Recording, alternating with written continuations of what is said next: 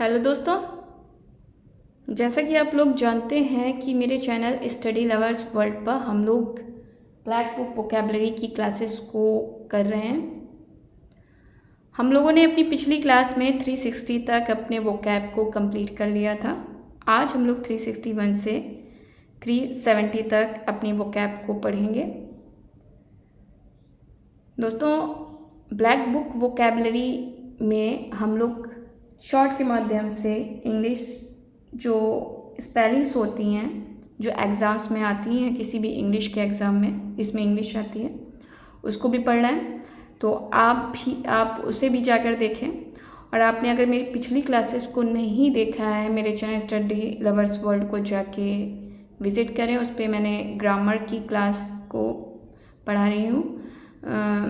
हमारी जो authentic book है रैन मार्टिन, उस बुक से। और कुछ मैंने जॉन गाल्सवर्दी के लिटरेचर के जो लेक्चर्स हैं उनको भी डाला है, तो वो भी पढ़े जाके आप। हम लोग धीरे धीरे करके अपने जो भी यूपीटीजीटी या पीजीटी या जो भी जिसमें इंग्लिश आती है उसे कवर करेंगे, चीज़ों को कोशिश करेंगे कि हम लोग इसे सीखें और जो मैं आपको बता रही हूँ वो साथ लेके चलना है हम लोगों को। तो बिना देर किए आज की अपनी क्लास को शुरू करते हैं। लेकिन इससे पहले अगर आपने मेरे चैनल स्टडी लवर्स वर्ल्ड को सब्सक्राइब नहीं किया है तो जाकर तुरंत सब्सक्राइब कर लें। तो चलिए शुरू करते हैं आज की अपनी क्लास को, जो कि 361 पे पहला वर्ड मीनिंग है वो है कॉम्प्लीमेंट। कॉम्प्लीमेंट का हिंदी मीनिंग होता है प्रशंसा। अ रिमार्क दैट एक्सप्रेस अप्रूवल और एडमिरेशन। प्रशंसा या सराहना व्यक्त करने वाली टिप्पणी, इसको क्या कहते हैं? इसको क्या कहते हैं? कॉम्प्लीमेंट कहते हैं। 362 पे जो है वो है कंपोजिटर।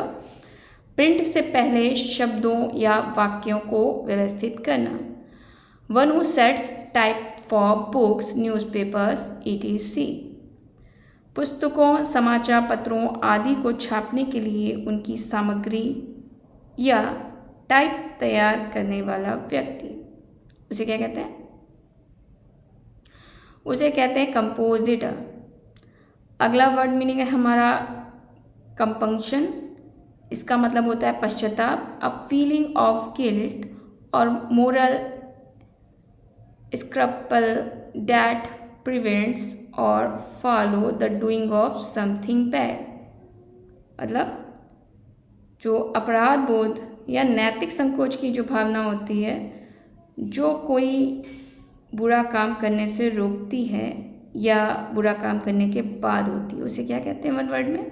कंपंक्शन और हिंदी में पश्चाताप। अगला वर्ड मीनिंग है हमारा कॉन्सीटेड। कॉन्सीटेड का हिंदी मीनिंग होता है अभिमानी। Having too much pride in your self and what you do. मतलब अपने आप और अपने कामों पर बहुत अधिक घमंड करना, उसे क्या कहते हैं? कॉन्सीटेड, वन वर्ड में। अगला वर्ड मीनिंग है हमारा कॉन्सीवेबल, जिसका हिंदी मीनिंग होता है कल्पनीय। कैपेबल ऑफ बीइंग इमेजिन्ड और ग्रेस्प्ड मेंटली।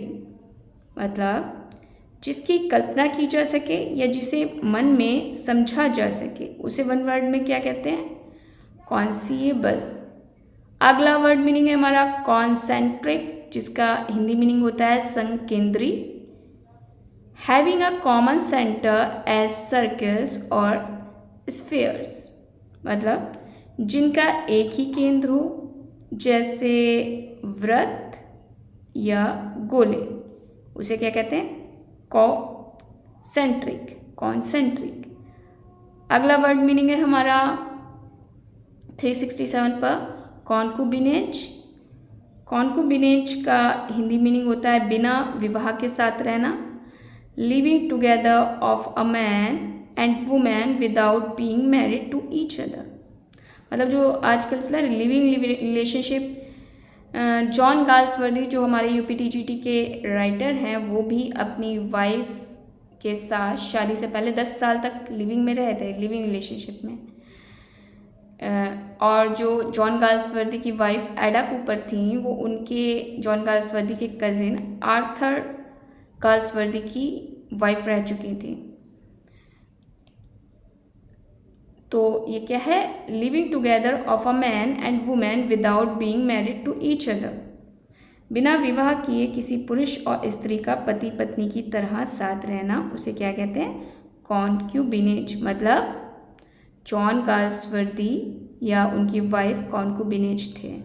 ठीक है, अगला वर्ड मीनिंग है हमारा कॉन्डोमिनियम। कॉन्डोमिनियम मीन्स क्या होता है, फ्लैट की तरह घर।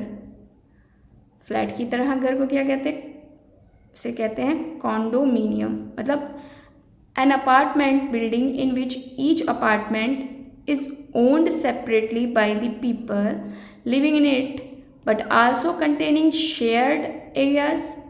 मतलब ऐसा अपार्टमेंट या इमारत जिसमें प्रत्येक फ्लैट अलग अलग व्यक्ति के स्वामित्व में होता है, लेकिन कुछ स्थान सभी के लिए साझा होते हैं, उसे वन वर्ड में क्या कहते हैं, कॉन्डोमिनियम।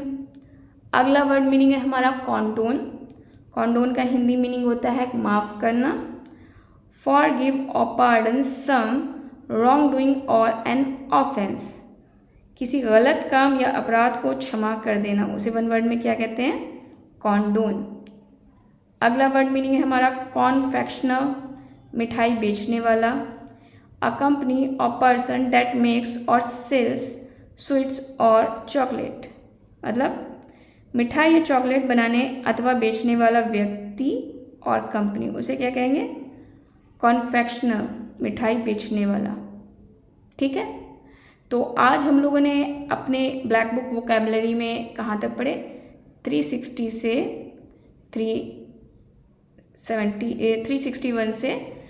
370 तक कंप्लीट कर लिए हैं। आगे आने वाली क्लास में हम लोग इसके आगे बढ़ेंगे। और अगर आपने मेरी क्लासेस को, पिछली क्लासेस को नहीं देखा है तो मेरे चैनल स्टडी लवर्स वर्ल्ड को जाके विज़िट करें। और अगर आपको मेरी क्लास अच्छी लगे तो कमेंट करना बिल्कुल ना भूलें, और इन क्लासेस को, मेरी वीडियोस को शेयर करना बिल्कुल ना भूलें, ताकि ज़्यादा से ज़्यादा लोग इसका फ़ायदा उठा सकें। तो चलिए आज की अपनी क्लास को यहीं तक रखूँगी। धन्यवाद।